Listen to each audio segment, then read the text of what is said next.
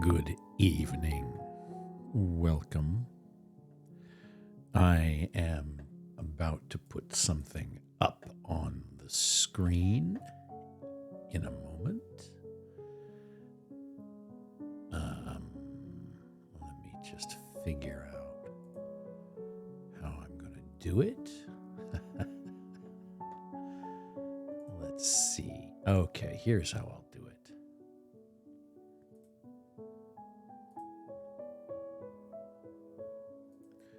I am going to do it this way.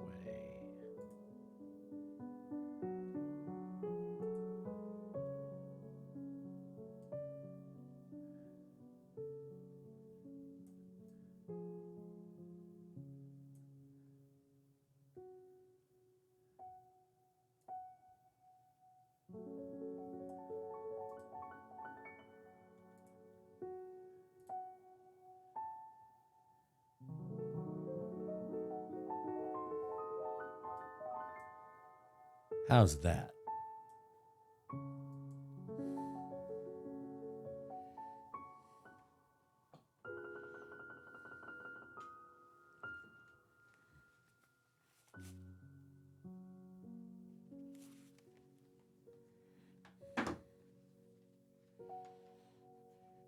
Because we shall start this evening with a nice little guided meditation. And it's going to be about a friend of ours from the tarot, known worldwide as the Empress.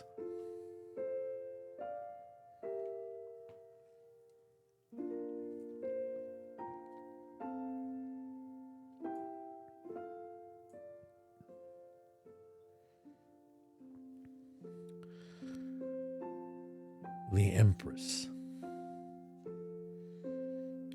So, this is an image that just came to be just moments ago. A brand new image. An empress with a butterfly. Tree. Some vines, flowers in the background. Flowers sort of sewn into the dress. Lacy dress, you know. She's got like a tiara on. She's sort of made an armchair out of the natural, the curvature of the tree that she's sitting in. It kind of works, actually, you know.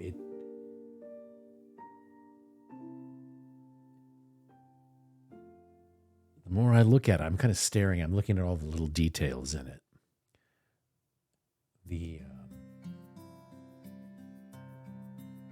I like the flowers. I like there's the butterfly wing and that sort of blue area in the background with the sort of pink flowers dangling down. I like that sort of area in there. It's good. Yeah, it's like it's got quite a nice quality for the Empress. Sometimes I sort of think of the Empress as being a bit older, but it doesn't really matter.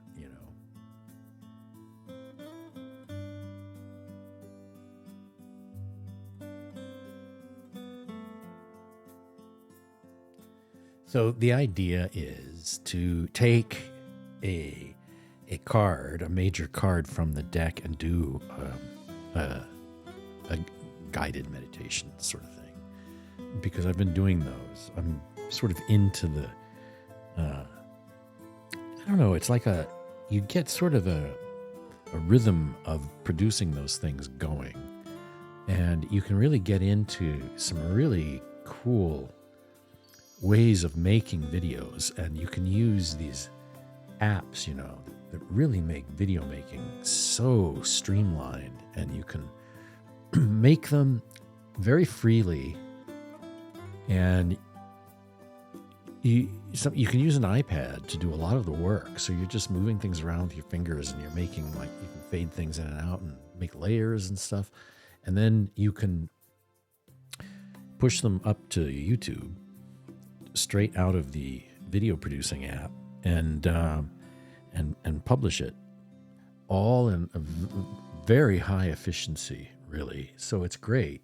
And I've kind of been learning the ropes there over the last couple of months, and I've got kind of a really good little system down, because you don't want to waste time trying to figure out how to organize video clips and audio clips and this and that, and how to make titles, and always having to sort of invent the wheel every time. Once you get things going and you get a sort of a plan, you can duplicate a video project and then replace the clips of the new content for the new meditation you might be doing. And you've got in place the sort of standard things that you use, like, certain title things that might give information about the video, like, or safety warnings about meditating. You always want to tell people, if you're doing meditation stuff, don't do it in a car. You make sure you're in a safe place, and don't, if you get drowsy, you can't be operating machinery and all that kind of stuff. You have to be careful to at least put something like that in, just in case, because there are people that just will do the craziest things without, just idiotic behavior. There are people that will get in a Tesla and not be in the front seat and just sit in the back seat, and God knows one of them just puts a meditation video on and drifts off to sleep in the back of their Tesla going 60 miles an hour on a highway. There are people that will do stuff like that. But you get, and then you can use other apps. So what happens is, I should do a video on how to do these. Actually, that would be really good. I can make a video on how to produce a nice meditation video from every part of it: the music, and the voiceover, and the visual, and the publication of it, and all like showing people how to be careful about copyright, like music that you use. You have to have a license to use it. Like all the music I use on this stream that we're listening to right now, I have commercial license for. Through a service, and so I can use it. I can use this music on Twitch or on YouTube, and it's free for me to use because I have the license through that music service. And so things like that are important for video makers to know. And so I could put together like a how-to, I think, that might be actually useful. But so anyway, I'm getting better and better at it, and I can make the videos faster now. And that allows me to focus on the stuff, to focus on the actual material of each one. And, it's great. And then I can go up to like a service like Canva, and you go in there and you can make titles. You can put together like a nice title slide and bring it down and just slap it right into your video within 20 seconds. And it's great. It's just amazing stuff that you can do now so quickly. But, and then, AI really has a part to play in all of this. And I use AI in ways that, I'm just not afraid of it. I'm just not, I just use it and I have fun with it, and it's like, whatever, I generate things with it and I play around with them, and I just take a very loose sort of approach and enjoy it. It's like a toy. But you can have it do things and help you with things in a way that if you're clever, it can be a real help. And at one point, I was using it to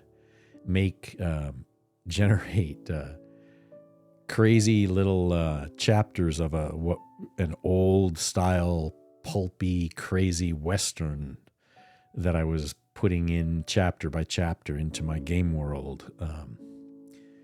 And it's fun. It's you because you can tell it to do all these things and then watch it fulfill your instructions and write these crazy things, and then you're like, oh, this is actually really fun. One night I had AI write me chapter by chapter a story, and I was actually reading it as it went, and I was kind of like, I'm enjoying this.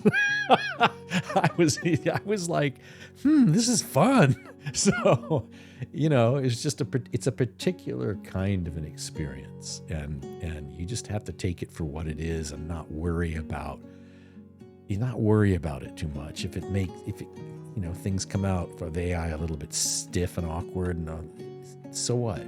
Sometimes, it makes things bland. Yeah, so spice them up yourself, whatever. Have fun with it. And don't let it ruin your personal style, your personal work. That frankly, I don't really think I have much of a style. So I feel like anything would improve my style, damn it. So anyway, there you go.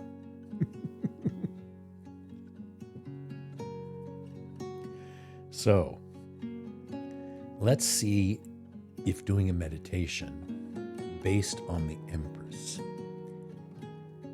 will have a nice effect on the tarot stream. So I'm going to start it up slowly. Maybe I'll change the tune I'm playing to a more... Let me put my headphones on and see what I can do. Hang on a second.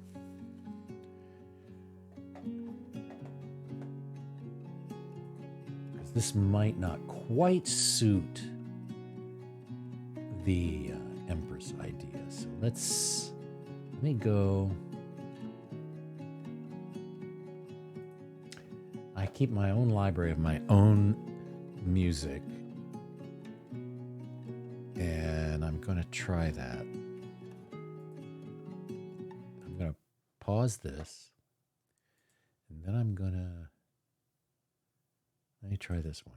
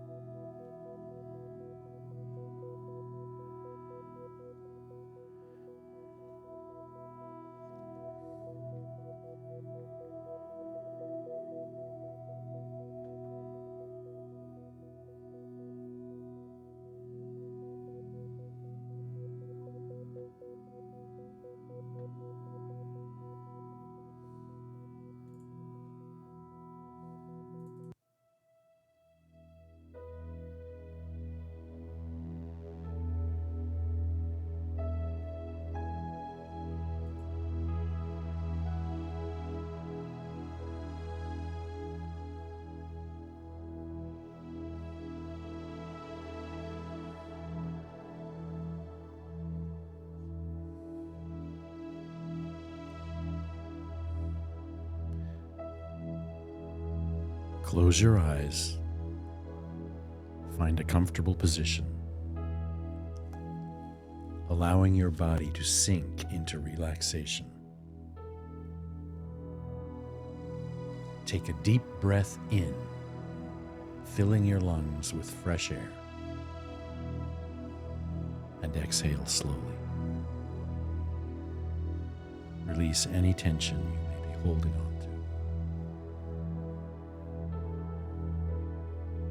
With each breath, feel yourself becoming lighter, letting go of the weight of the world. Visualize yourself standing in a lush garden, surrounded by vibrant flowers and tall trees swaying gently in the breeze.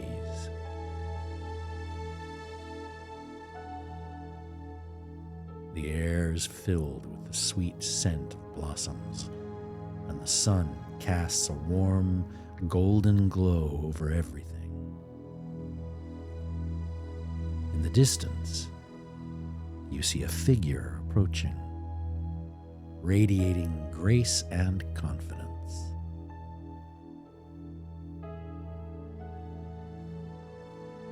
As the figure draws near, you recognize the spirit of the Empress from the tarot deck.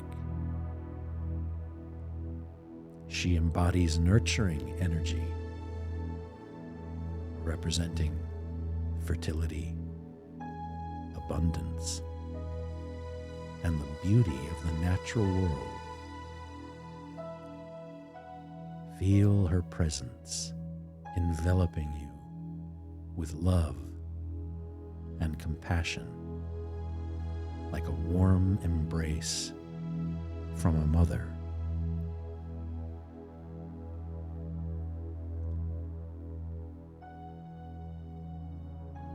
Allow yourself to release any remaining tension or worries, surrendering to the nature.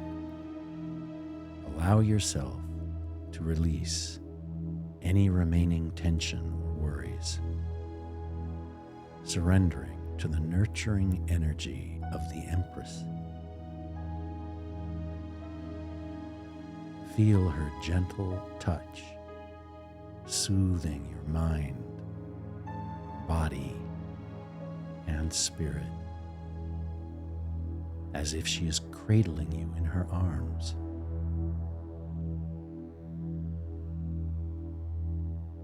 With each breath, welcome the spirit of the Empress into your being, allowing her to fill you with a sense of peace, harmony, and abundance. Let go of any resistance or fear, trusting in her wisdom to guide you on your journey.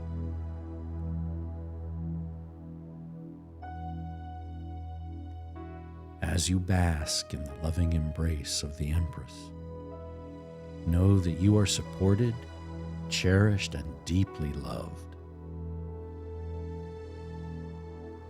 Take a moment to express gratitude for her presence and the blessings she brings into your life.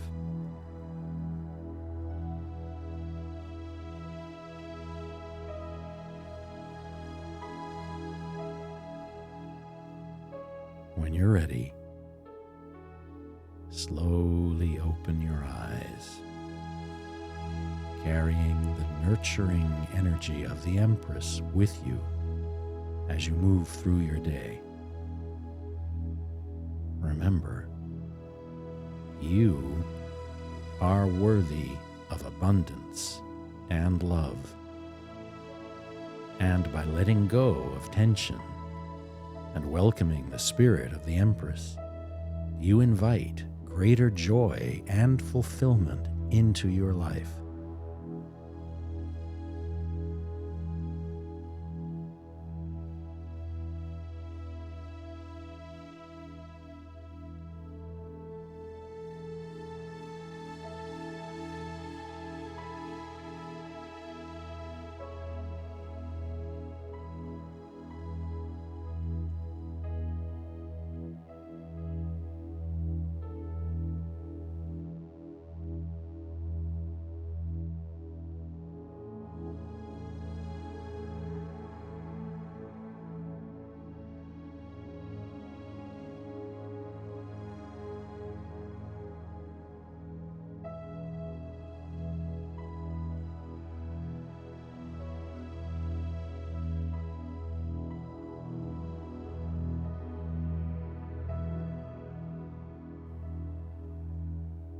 And that is a nice short little Empress meditation.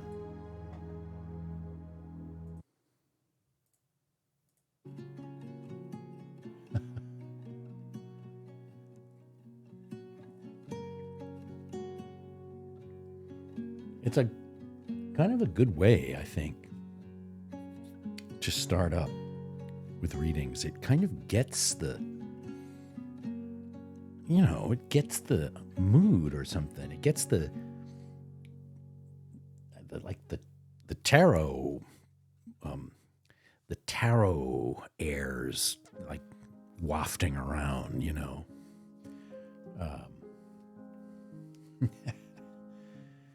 Now, let's, I got to start shuffling this deck and get it warmed up and ready.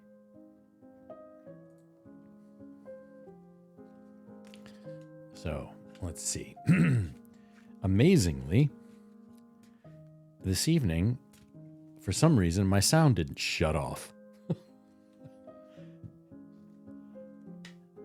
Last night, I was having hellacious problems. I couldn't figure out what was doing it. And I noticed I had notifications popping up. And so I turned those off. And I was like, why would notifications and popping up on a screen, why would that shut the sound off on a stream? That's weird. Didn't make any sense. But when I shut them off, it didn't happen again. Now, my Empress card, let me find it. Where's my Empress card? I used it last night. Someone had a reading, and the Empress card came out. Oh, here it is. What I do with the Empress card is I show her chair. Her chair is there. Let me get it a little out of the bright light. It's very like, there's rain, there's water, there's, sort of lush. There's a mountain behind her. There's a bird flying, and there's a little print on the back of her chair of a crown, and it looks like a evergreen tree. But anyway, that's where she sits. That's her chair. My deck is, I don't show the actual people. I show the places they occupy and the things that they use. It's like little scenes of where the person just was, so you can be the person yourself, basically. So if you're using the deck, you're looking at, the Emperor. You see the Emperor's tent, where he goes to ponder his strategy.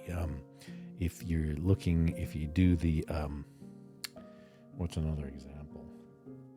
Oh, my Hanged Man is weird. The Hermit. You're looking into the Hermit's little cabin, little room at his desk with his lantern on it, where he sits in isolation and ponders and tries to find the truth. You don't see the hermit himself. You see his little place. So it can be sort of like your little place. The deck puts you into the character of the card, and you're in the little scene.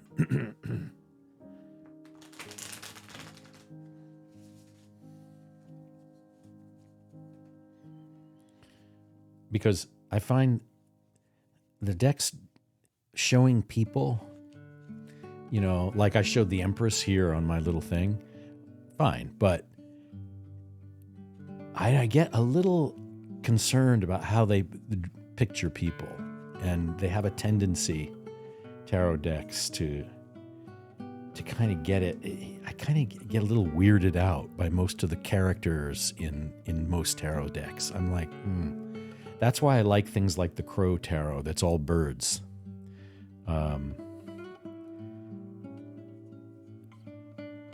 I just never like the people.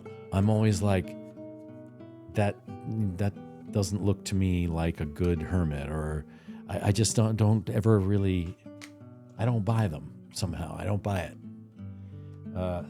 So when I made my deck, I set out consciously to avoid putting people in. And then I was like, oh, the person is the character in the card. The person is not. I don't want to draw the person on the card. You get to be the person. So I'll show you, stuff that goes along with being that character, or a place that goes along with it, or like a scene that shows that something's just happened there where the devil just was, or a scene has just happened. Something has happened, like with the Star card. I don't have a woman like pouring water into a little river with the star up above. I don't have that at all. It doesn't even figure remotely. I have a star being used for navigation and a boat and a steer the wheel of a boat.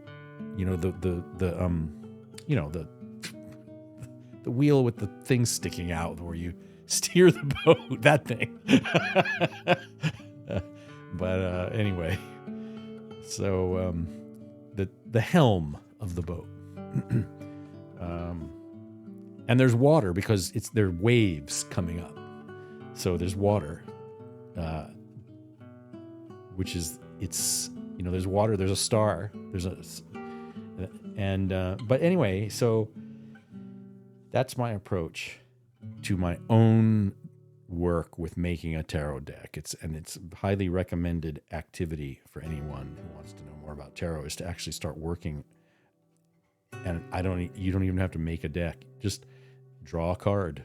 Whatever card strikes your interest, just draw it. Even if you just doodle it in a notebook, it's great because it gets you like, you start thinking about the card differently. You start seeing other things that interest you about the card that you kind of sometimes don't think about when you're just looking at a deck of cards. You're like, oh, that's interesting. It's funny. Why does the, what can I pick? Why does the High Priestess why does she have this weird symbol on a pillar behind her head? What is that? Or why does she have like a bird printed on her book? Little things that catch your eye, but you can kind of get a little, overwhelmed by tarot cards and what they have in them, because if you don't understand, you feel like you don't understand, you're like, oh my God, this is too much for me. I don't know anything about this. How do people learn this stuff, But, if you go through that a while and you're looking at tarot and trying to learn, sometimes it's really good just to say, I'm just going to sit down and kind of draw the High Priestess or whatever card myself with a regular old pen, and just kind of mess around with it and see what I kind of naturally put down or sketch as a card for the High Priestess. That's a tough card too. I don't know why I picked that one, because man, that's a hard one, because the High Priestess is so full of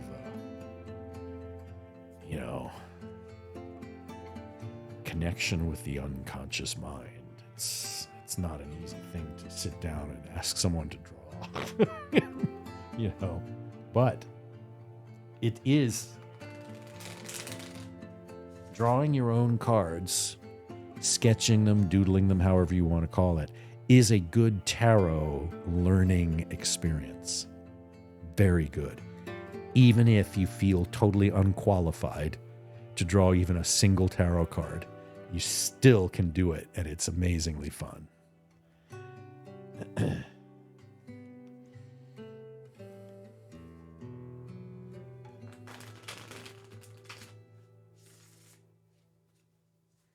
What I like to do in my stream as a general rule is I like to try and fail at times, of course, but I like to try and pack it with material.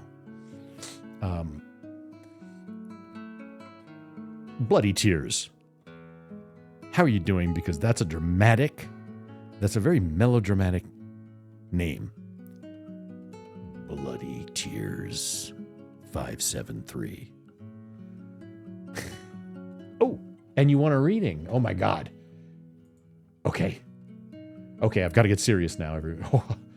I got to stop yammering about what I do, and I've got to give a reading now. Now I have to get professional, gather my wits, and actually put these cards to their intended purpose for Bloody Tears. So Bloody Tears, let me show you what I'm doing. Hold on, I'm going to switch over to the tarot screen. We got to wake ourselves up here and get the heck down to work. Okay, bloody tears. There's the deck right there. Bang. In the middle. Here. There. Now, it's as green as it can get. So, it's ready. And that tarot deck is ready for your question. So, go ahead and ask it. And I'm even going to shuffle it some more.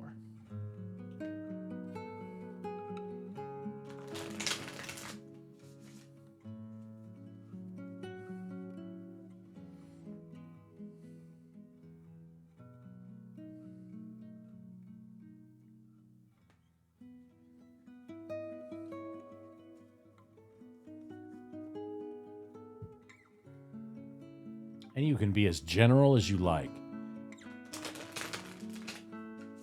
We don't enforce like super specific detailed questions here. You can be as simple and easy as you want, whatever. You don't even have to ask a question. You can pick just a topic.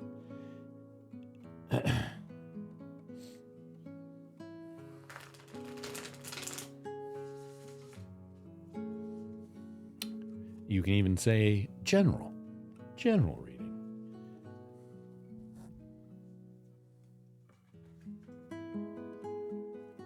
I'm going to wear these cards out. They're going to be as thin as rice paper when I'm finished shuffling them.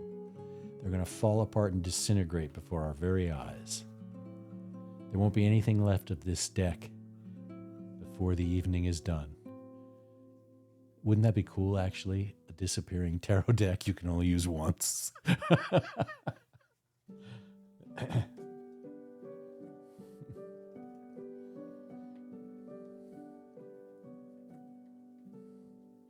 Yeah, look at that. Green, green, green, green on top of green.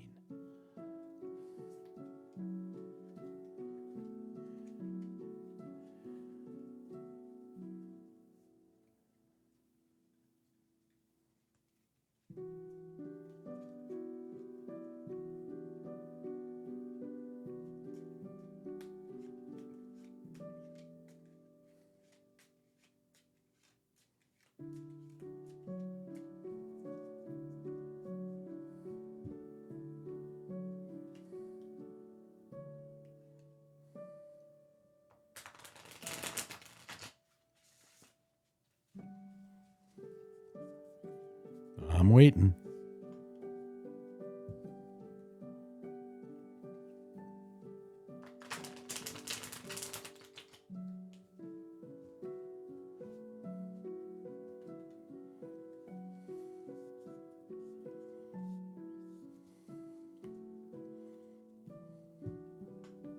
I don't know if Bloody Tears is still with us.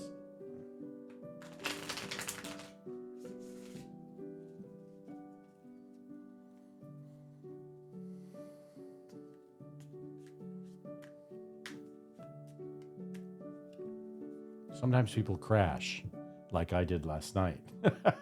Sometimes they're like, oh, I want a tarot reading. But then they crash and they're like, oh God, they have to reboot. Come back.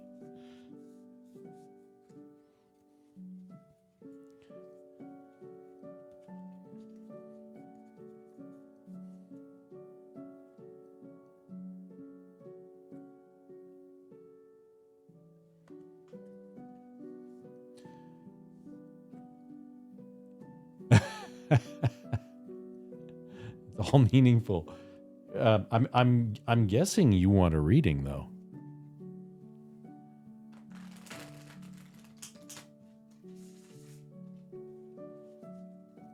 I'm still shuffling. I enjoy shuffling this deck, and I was talking about it last night. It's a thing you can't know if you're making your own tarot deck. You have to wait until you get the printer to send you the first printing, the test copy, in order to know if the card stock that you're using is in fact good. And you do that by opening up the box, and you pick up the deck and you immediately know if it's the right weight. You just know. Everybody's sort of used to holding a deck of cards and a deck of tarot, and you kind of have a feel. If it's too light, you know something's wrong. If it's too heavy, you know it's going to be a real pain to shuffle those cards, because they're going to shuffle like, cardboard. And but when I got this, I pulled it out. I was like, oh man, this weighs exactly the right. It's the right weight. It feels perfect in the hand. And then I shuffled it one time. I was like, yup. It shuffles. You don't need to bend them a lot and break them all in. Okay, a general reading. All right. So we're ready for a general, because, man, I've been shuffling. Let me do a little bit more and get sort of in the focused frame of mind,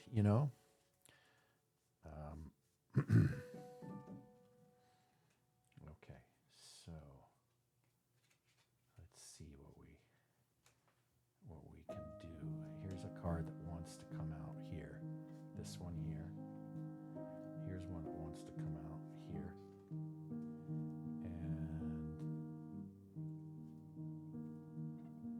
And this one's actually okay.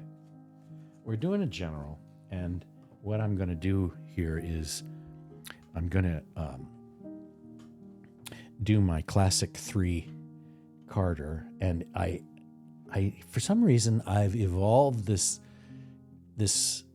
technique where I elevate one, and I kind of make it the central concern. It's not the central answer.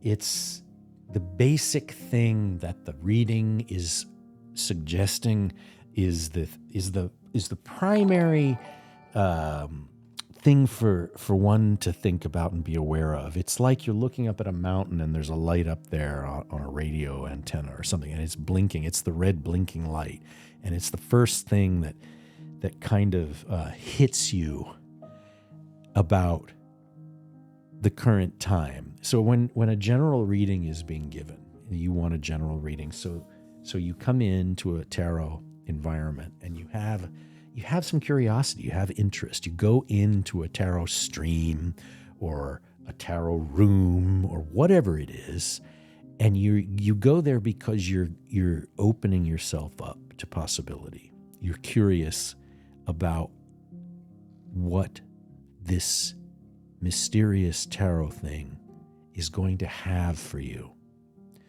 And the reason people get curious about that is because they're at a moment, for some reason, at that moment of time in life, they are sort of open to some possible new door that they could maybe go through, and they haven't seen that door before or something. And it's just maybe a new way to think about things or to think about themselves.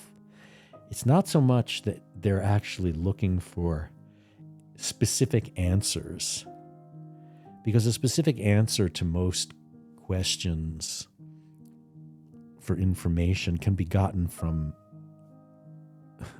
a web browser. So what they're looking for is more of a little bit more undefined sort of curiosity about what is possible for me.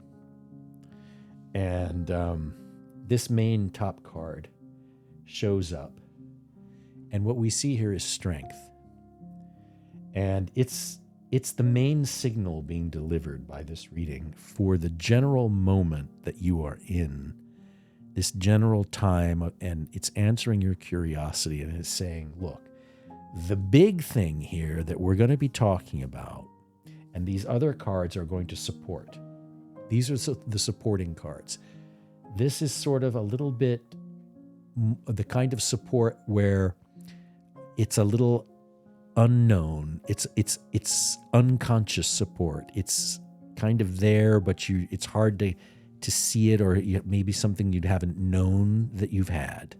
And this card on the right is something more to look at directly square in the face, as something to really think about that helps going down the road, that is shortly coming up for you. But the Strength card, being the center pivot card, is interesting because what this card in this deck is about is not the taming of an animal, the taming of great wild forces.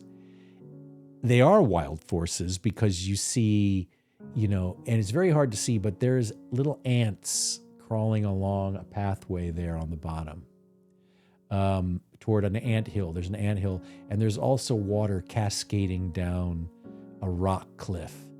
And water cascading anywhere is all about strength over time. So the idea is this is about natural strength that doesn't make itself known instantly, like a professional wrestler pounds someone's head into the mat. It's the kind of strength that's constantly there underneath everything and changes the world with its consistent,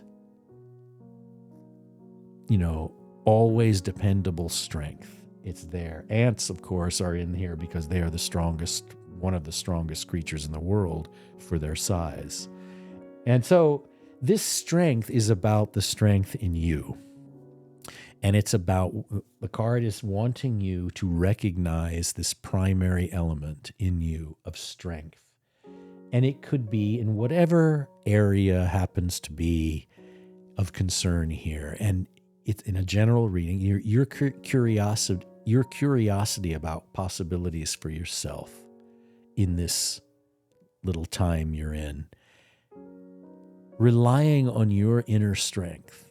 It could be strength of character, or personality, strength of your intellect, just basic strength, holding things together and having that as a reliable quality, in yourself to always depend on, and everything else spins around it and supports it. So this Strength card is an aspect of you that's very important for you to be always conscious of in the coming days.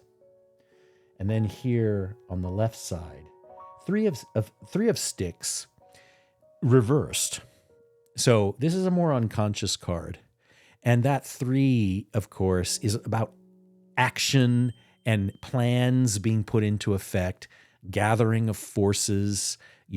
People have made agreements and they've sort of gotten things together, and now they're saying, okay, this is the way we're going to go. And the sticks are very passionate, creative cards.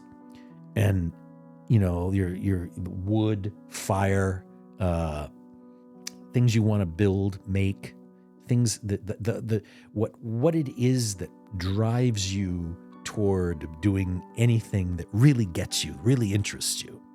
And that 3 can be an active force compelling you to do it. And when it's reversed, it's saying, okay, there's a hesitation and a hold up here. You're not quite ready to do that yet. And it's not a big deal because it's just a number card, So it just means that there's something that maybe is causing some delay with putting creative energies or following what you want, what you really want. People always get into this problem. Everyone does. It's the 3 reversed is sort of like if I'm going to stream tarot and I plan to do it on a particular night, and I sit down to have an early dinner so that I can have energy to do it. And then I'm like,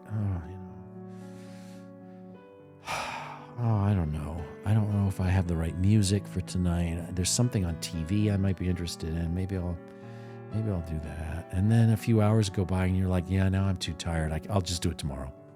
That's what the reverse 3 is. Okay. So that little of that can happen at times, but remember, there's this strength this strength. And you're saying you deal with darkness to help others out of the darkness. Strength. Excuse me. Strength is what that is.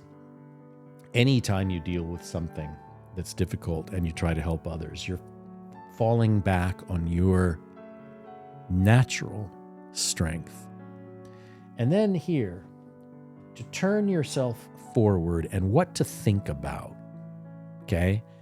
If you've had some hesitation here with following what you really want, putting your creative energy to work, well, what this is now saying here is, okay, but you know what? Think about things.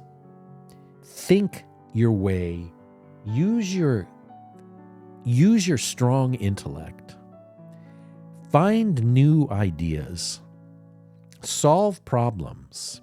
And use the power of the King of Swords. This is the King of Swords card. The King is about authority, power, control, decision-making. And so what the card is saying is, look, you've got this kind of control and power, strength. That's another form of strength the King has. You know, it matches up with this. The King can draw on this very, very deep, important inner strength. And the King can draw upon that and use it.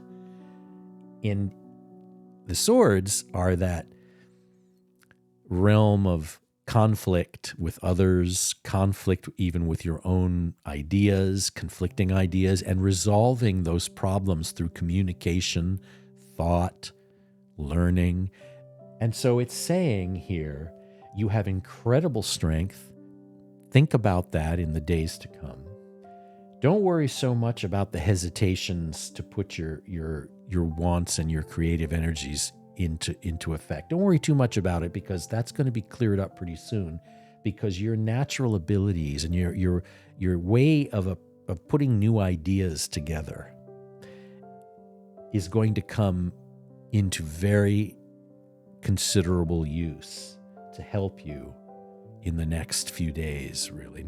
We're talking here in a general reading about a couple weeks, 2 or 3 weeks, like that kind of a time frame to think about the strength and relying on that strength. It's basically like meditating on it. Acknowledge the strength in you, and that will allow you to overcome whatever might be blocking you. That's the message of the reading.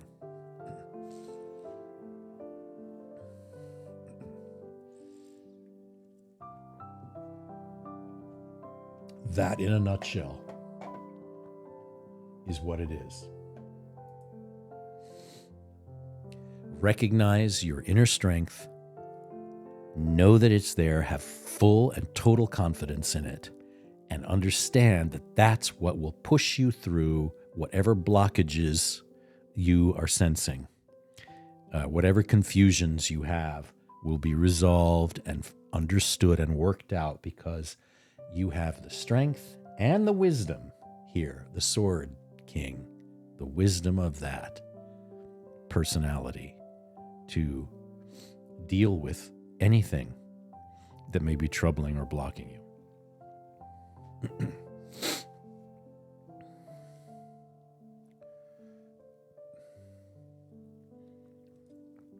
Oh, X-Grinchy, good to see you too. Thank you. Yes, X-Grinchy. It's been a while since I was doing this. I started up again last night, and I had to deal with some annoying technical issues early on last night. I had to start the stream like 4 or 5 times to get it to stabilize.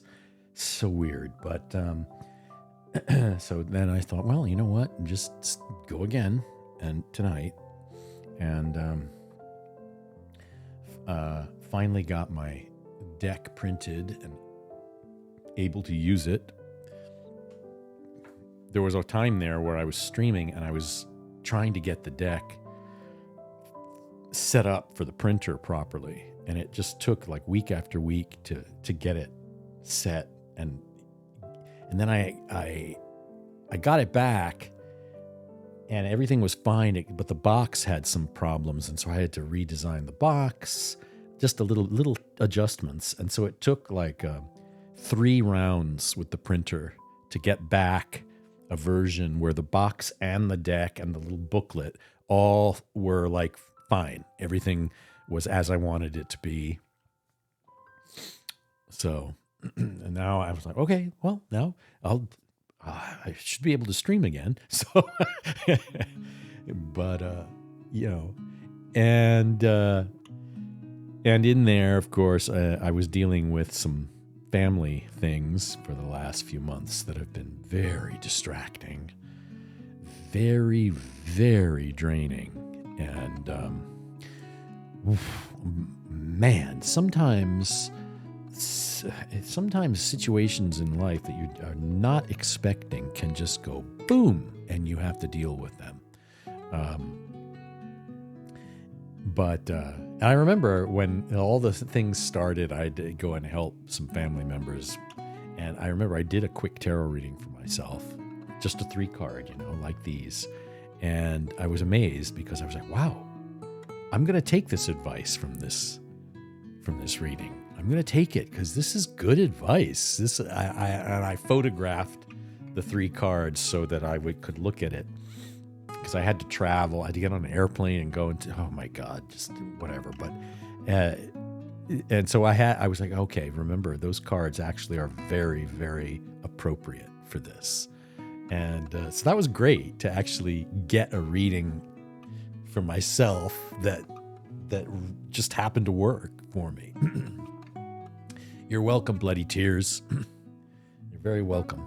The strength, man, remember that. Keep your eye on that. Sometimes people have to be reminded how strong they are. And it's not always punch them out strength. That's not what this card is. This card is not about that kind of strength. That's why I drew it this way. It's about that kind of quiet strength. Quiet strength that changes the world, like the Grand Canyon was carved by a river just flowing by year after year. Just, flowing through, maybe probably moving really fast for a long time, cutting through, but it's that kind of strength.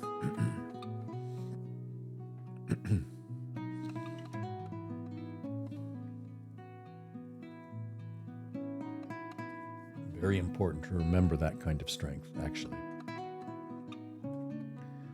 I'm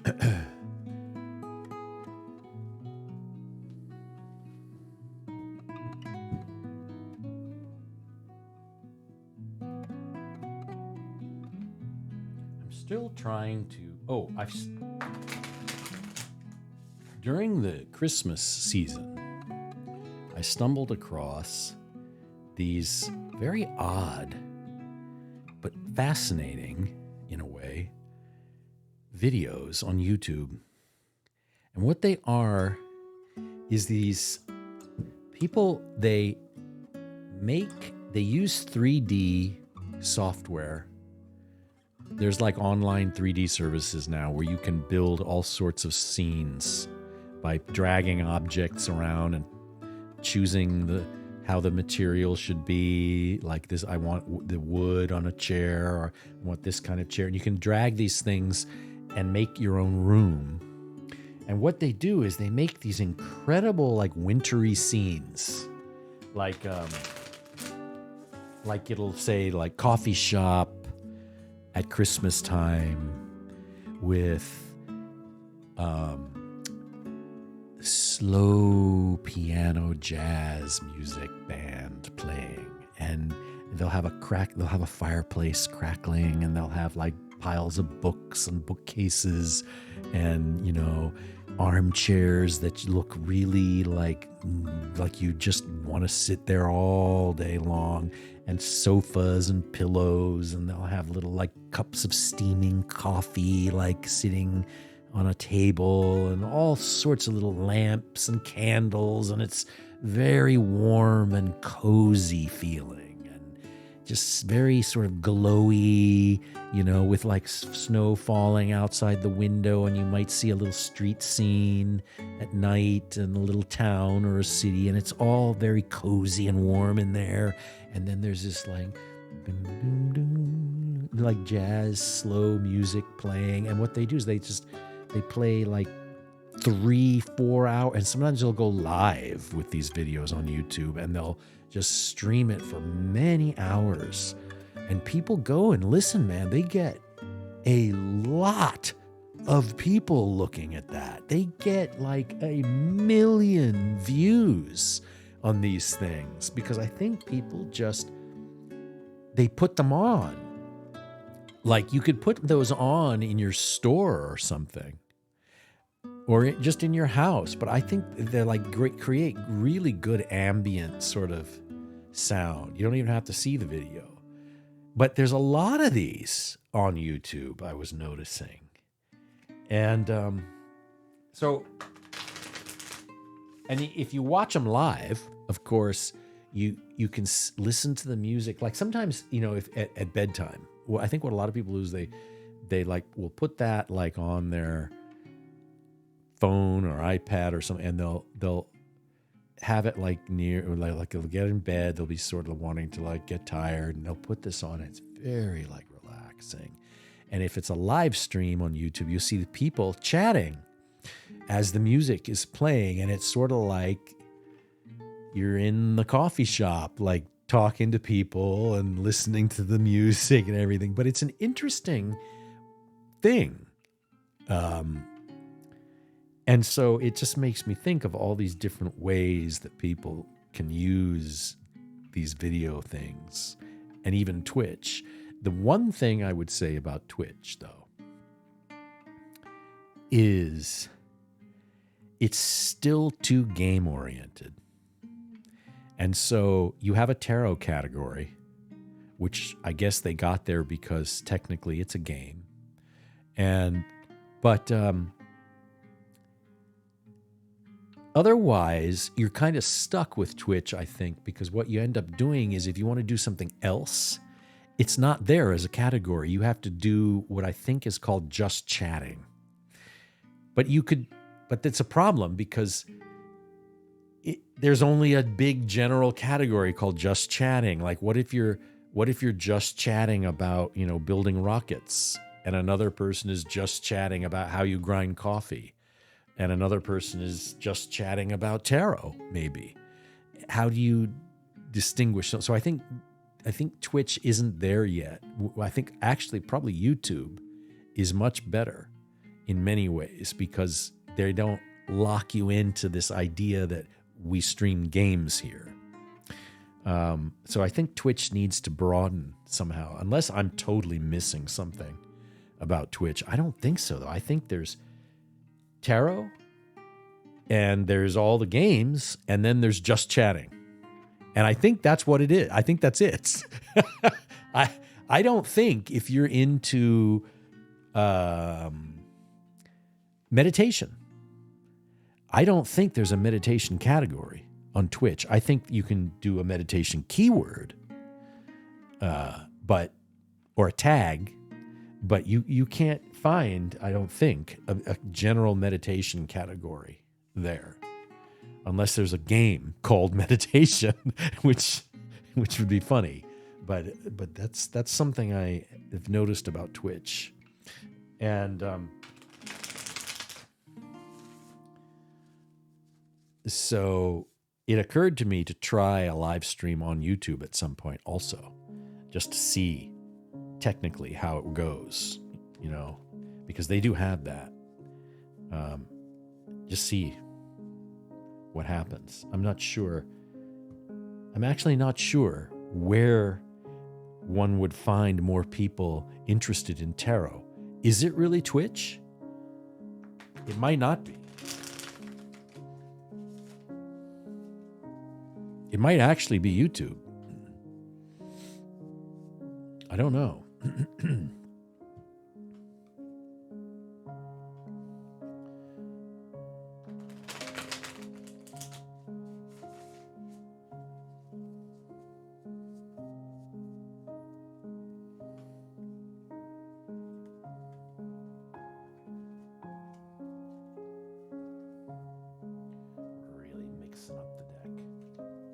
That's the thing. And I bring this up all the time.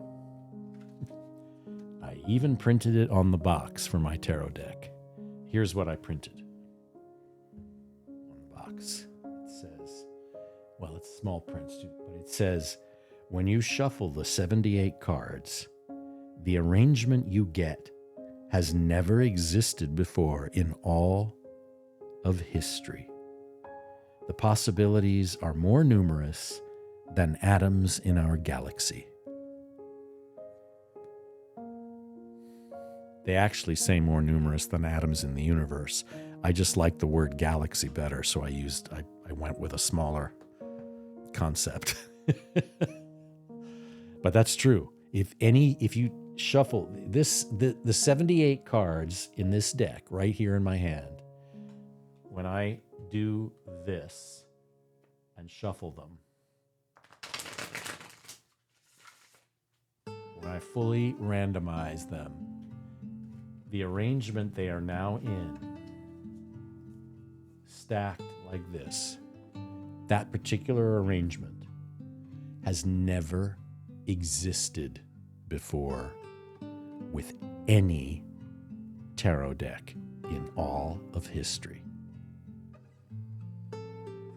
The reason why is when you have 78 things, the number of possible arrangements of those 78 things is known in mathematics as something called 78 factorial.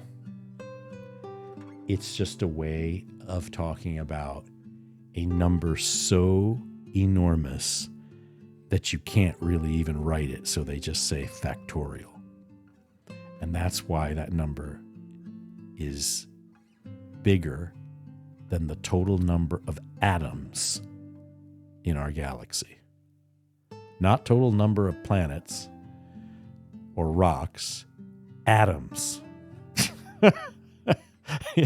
It's almost impossible to conceive of that you only need 78 things to get a number that big.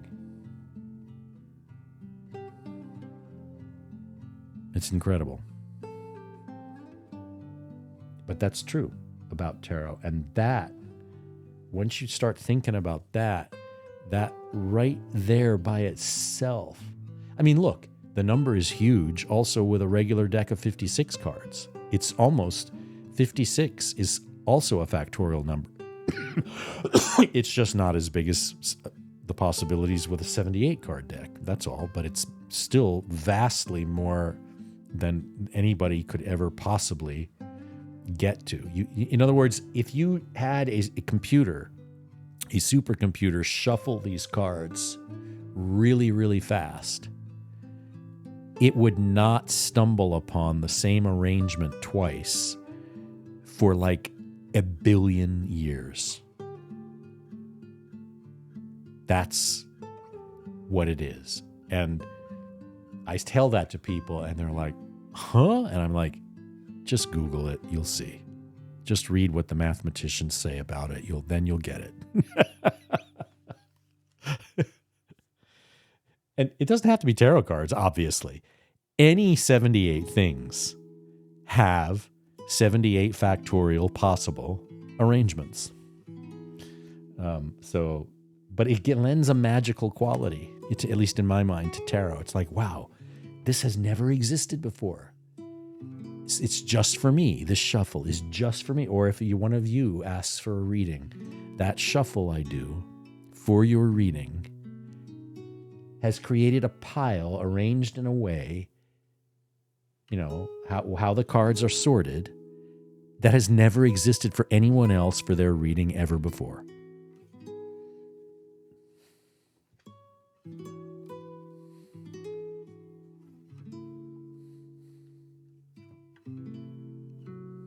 So, if you didn't think tarot was super fascinating before that, now maybe you do. Now you have a good mathematical reason to go, wow, tarot's unbelievably cool. Let's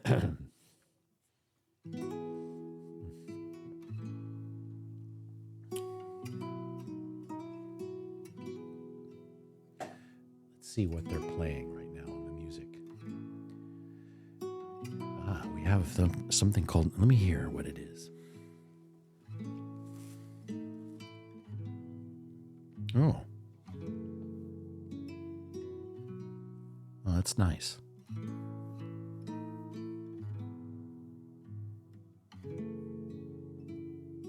That's pretty good.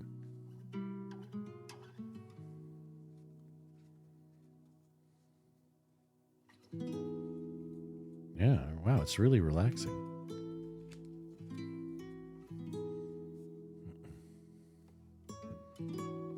Some people on YouTube just, they stream the music, but sometimes they do like certain kind of music for like 12 hours. Like 11, 12-hour streams of music. I mean, 11-hour long videos. They're all over the place now on YouTube, where you just play this video all day in your house, and you have your ambient music going on.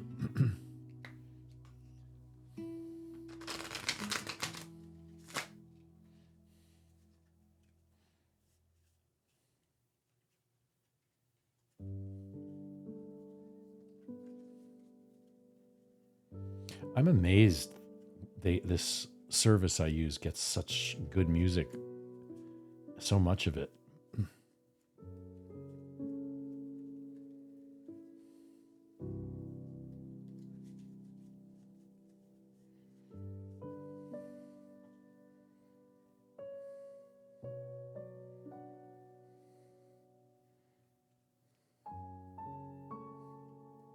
The Two of Swords.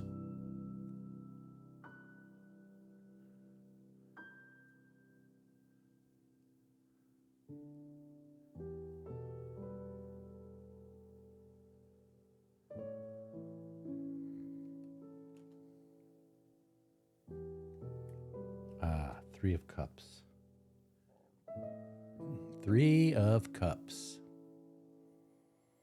I kind of like that one. I like threes.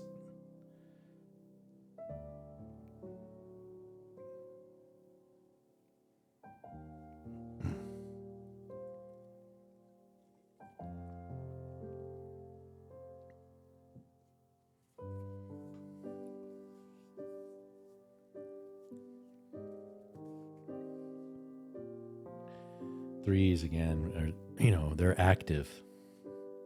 They bust out into action in the world. They're unsettled but active. They are the sort of culmination of planning and then the moving out of the troops into battle. That's what the three is.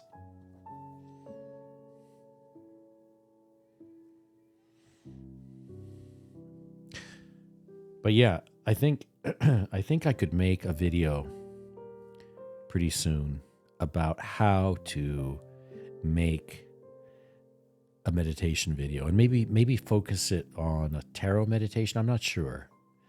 Just general meditation's fine, but everything about how to do it, like how to get the text, how to get imagery, how to get the music going, how to edit it together, what software to use, how to publish it up to like YouTube, I guess, how to do the voiceover. I could do the whole thing, like what microphone to get,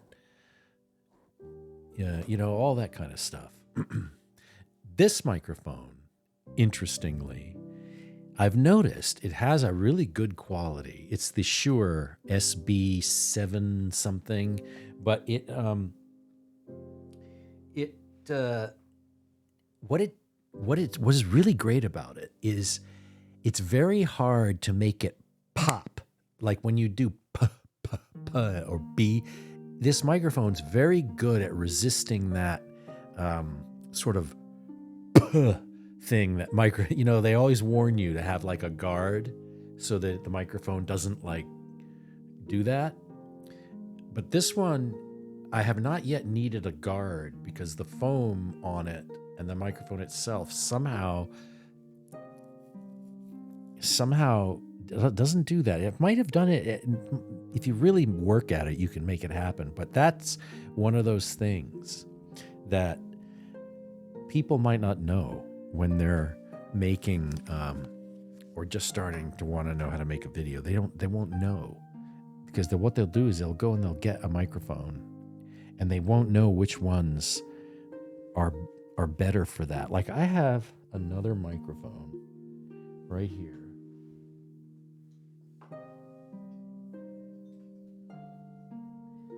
See, here's what I'm talking about.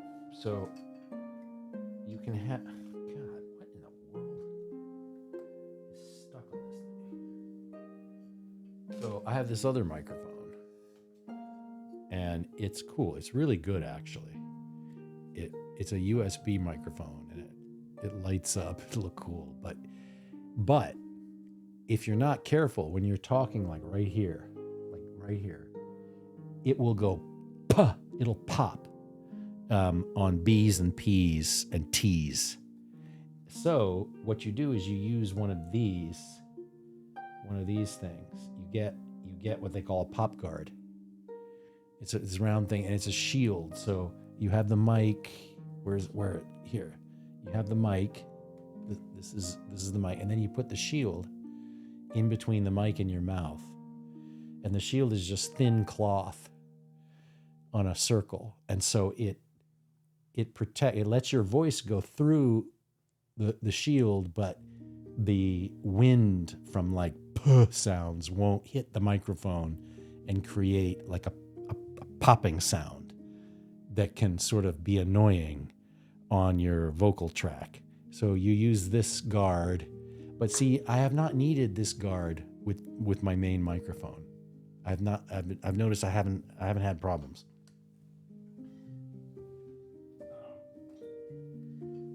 But see, that, here I am talking about it on stream, but I could make that one of those interesting little things that people need to know who want to make stuff, how to make the quality good.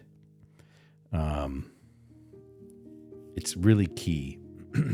Has nothing really to do with tarot, but it's one of those things that anyone streaming or making videos would want to know.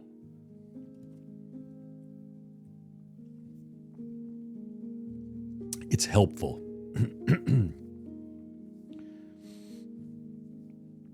So I would do that. I would get on. I've done quite a bit of that, getting on YouTube and looking around. And people are so good at explaining stuff now on YouTube, man. If there's anything you don't know how to do, God, you will know half an hour later how to do it. You'll at least know the concept. It's amazing. You can even look at stuff for your car and get it. Like, you can put your model number in, and chances are somebody has made a video somewhere about something as obscure as, how do I open up the air intake, underneath the hood of my car? How do I open it with it? What screwdriver do I need? And they will show you. There's someone somewhere in their garage has made that video. It's just insane. But yeah, but now, of course, tarot videos are perhaps a little less useful, but they can be, they can kind of be inspiring if you hear the right reading or something.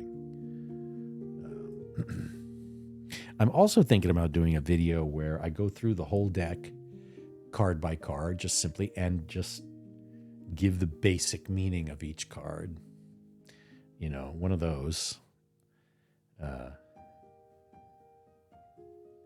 Just with my own little way of doing it, I guess.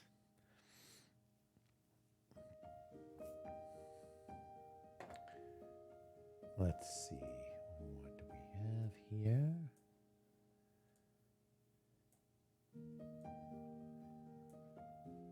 everything seems to be working well this evening.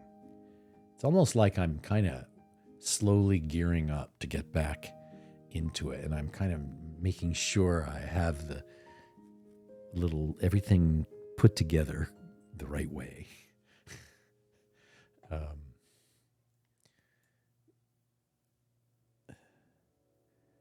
Because if you don't stream a while, then you realize, oh, software needs to be updated. It's got this and that. The soundboard needed to update itself last night. So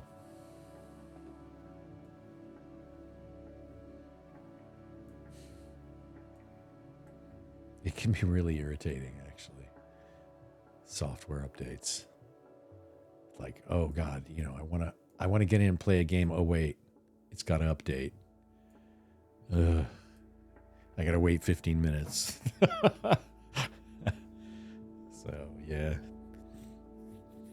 What I tend to do when I want to relax and be silly is I will, and have to admit, I go and play Fortnite. And it's just one of those, it's the game that's easy to get into. It's easy access to play the game. Fast startup. You drop right in, you're playing the game, you're in a match. It's real fast. And like I hate to admit this, but I got Baldur's Gate, a big, great game. I started playing it, and I don't know, man. I can't quite keep myself going in Baldur's Gate. I tend to get a little annoyed with it. I find myself, I get mad at Fortnite when I lose, but I tend to get irritable and sort of annoyed at the game's awkwardness in Baldur's Gate. Like, well, it's not really an open world. You're kind of stuck on a path. Like always with these games, you're stuck on a path. And you're moving with your party down the path. You can either go right or left, but you have to follow the path. You can't go off the path. It's that kind of thing. And I don't know, man. It's okay, I guess. It just starts to needle at me. And I'm like, why can't I move the camera? Like, once you play Red Dead Redemption or GTA, you go into those open worlds where the camera's just free, and you can look any way you want, and you follow your character around, but you can look any way you want, freely, up, down, all around. Look at your character from the front, from behind, whatever. The camera is like your head in the world. And I'm sorry, I can't find a single reason why any game would not work that way. And I'm talking about Baldur's Gate, where it's kind of stiff. The camera's like stuck. You can only do certain things with it. You're kind of stuck in a view. Just try looking up in Baldur's Gate. You can. And the same thing with a game like, what's the one, the other one I tried and didn't like very much.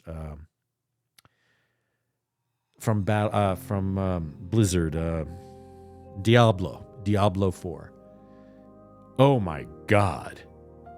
The worst camera I've ever experienced in any game since 1994. I mean, just stuck.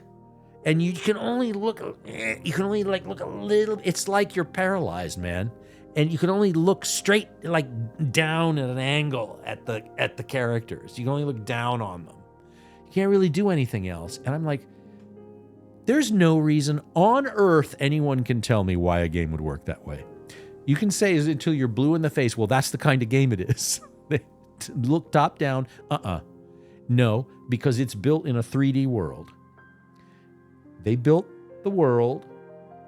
And what they're telling you, of course, the reason that camera's stuck like that is because they're forcing you to stay on this little path.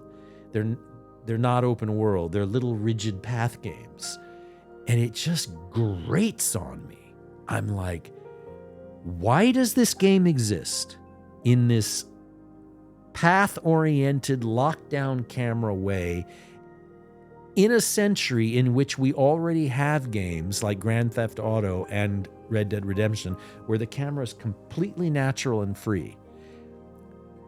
There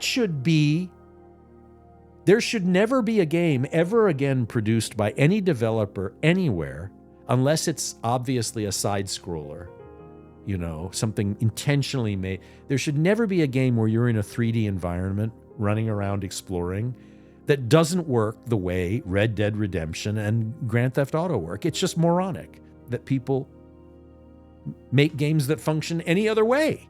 I don't understand it. It's just absurd. And what I also don't understand is why people don't write that in articles about games and say, this is stupid. Why would Blizzard spend millions and millions and millions of dollars producing a game and release it where the camera's just stuck like this? Let's see what the tarot says about it, okay? About games like that. Hold on. The tarot might say I'm full of crap. Let's see. Let's have a look. Here we go. Here's my answer. Three of Swords. It means I'm right. Three of Swords means this idea needs to get out there in the world and start cutting off thumbs, man. That's what the tarot says about my idea about games, okay? So, whatever. We've solved that. Three of Swords.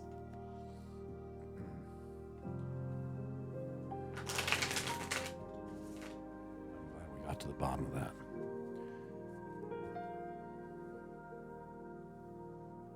Oh, now what's the...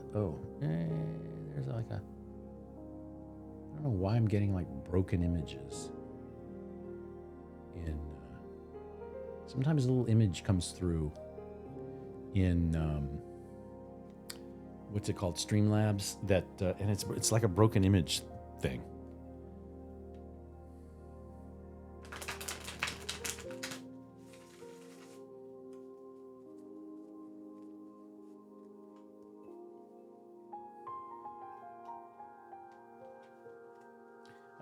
To figure out a way to not have to reach. I should be able to do the tarot right in front of me. You know what?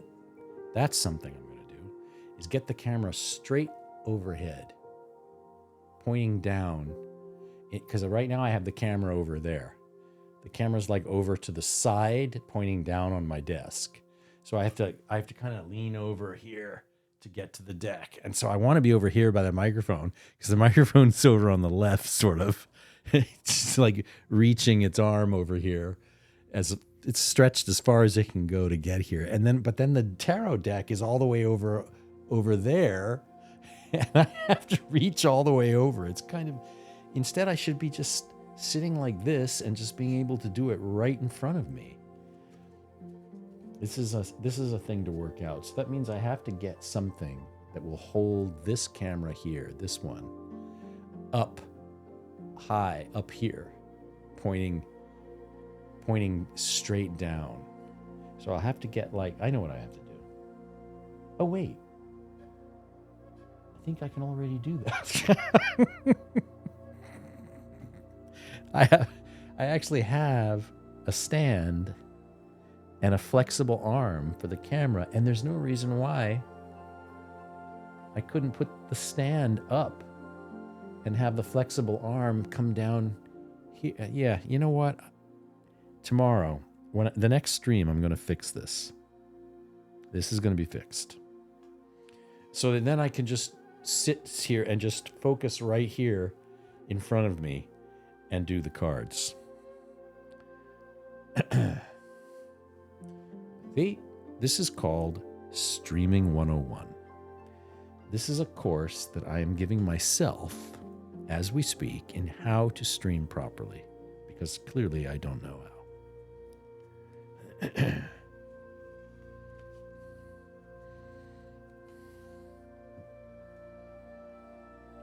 How to for myself.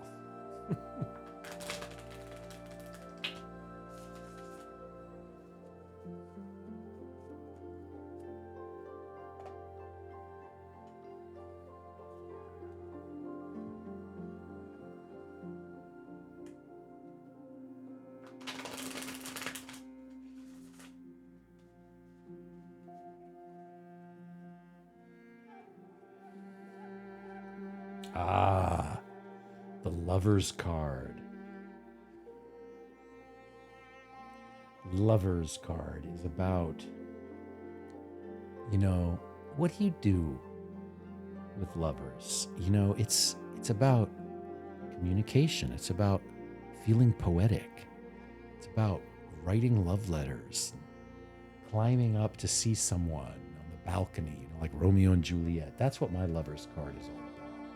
It doesn't have three people, in conversation. It's a conversation between, hearts. The pen, the quill, the writing of the expressing of the poetic feeling of love. That's what my Lover's card is all about. And getting that sense of that sort of endless possibility and, trying to find time to be alone with someone, and sure, decisions are involved also. The decision, to move forward with it, to be with that person, the effort put in is represented by the vine going up the side of the house there, is that effort to be together, that goes back to those old romances like Shakespeare and stuff. That's what I sort of see in the Lover's card. Or are they running away? Is it possible that maybe someone that lives up in the room there ran away to be with the person they love? Climbed down and ran across the field there to go and find their lover in another village or something. That kind of thing is what I'm trying to get at in this card. It's important to me for that to be talked about instead of, I don't know, I've never liked the Lover's card in other decks with those three people usually standing there like chit-chatting, and it's like with Cupid above them. Cupid's stupid, man. I'm sorry. Cupid, get rid of Cupid. Stupid floating baby with an arrow? Come on. Let's go more with Shakespeare, okay? let's do that. That's what I like. That's why I do my card this way. It's just my thing. Kind of nice to have lovers pop up. Single card drawing, just as a sort of I like to do that. A single card for contemplation. Like we did at the beginning of the stream with the Empress for a meditation. It's always nice to pull a card.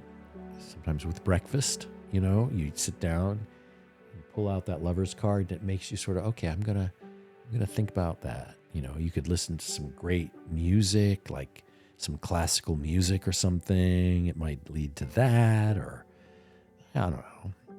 It could influence the next book you read.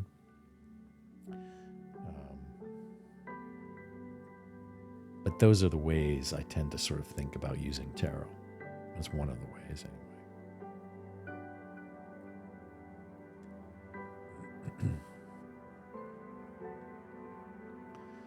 And so there you have it. The lovers. And it's also a dreamlike quality in the Lover's card. Lovers are always dreaming and getting lost in dreamy ideas sometimes. At least when they're in a certain kind of a relationship or phase, that happens. But that kind of imagination, feeling of being in love, that's what the Lover's card is about. It's not about making decision. Everybody talks about the Lover's card like there's a decision that has to be made. That's why there are three people in it, because the one character could be one the one woman and the other character's the other woman, and the guy has to make a decision. Well, how sexist and ridiculously old-fashioned can that get? No, the lover's card is called the lover's card because it's about lovers. It's about romance. It's about love. It's about that feeling of being in love. Don't stick a third person in there unless you're talking about three people in love, which it could be. But typically, why waste the energy of the lover's card on that? No, you're just talking about love. And you can just be clear about that because you need a card like that in the tarot deck. You don't want to muddy it up with some idea about, oh, maybe it's the mom. Maybe the third person is the mom, and these two lovers are dealing with her, and the boy has to decide between his lovely old mom and his girlfriend. Really? You're going to do that to the love card? You're going to make it about making some pathetic little decision between a mother and... Okay, I can tell you what decision the guy's going to make. I can tell you. We don't need tarot to tell us that. It ain't going to be the mom. That's okay. So why do you need that? You don't need that tarot card. The thing you need is a card that very simply shows something about that feeling of simple romantic love. And that's called the lover's card. You see, there's a lot of nonsense jammed into tarot, and I don't know how it got there. And so sometimes tarot needs like a clearing. You need to clear out. You need to push aside a lot of symbols that have been tacked into it and put in for little reasons where people get bullshitty about tarot. They're like, well, it's hidden. They were hiding things because they were terrified of blah, blah, blah. And so they put it in this secret thing. You know, it's like secret bullshit. Secret little societies and things like that are for idiots, because what they are, when you get all secretive, all it is one person or one little crew of people trying to gain control. And so they make everything a secret so they can have control over who knows the secret, who gets in, and who gets the secret divulged to them. It's bullshit. It's political. Tarot should be just open messages of simple, kind of archetypal impressions that we all have. So that's why I say the way to go with the lover's card is think about how Shakespeare felt about love with Romeo and Juliet, that kind of thing. Think about that. And then you'll get a lover's card. So anyway, that's my 2 cents. But that's good. That's good. I think I'm going to close the stream because I'm getting a little tired because it's getting a little late. But that's a nice way to sort of finish, is a little a little talk about the lover's card and its mysterious moonlit full moon, apparently. Providing just enough light for the lovers to write,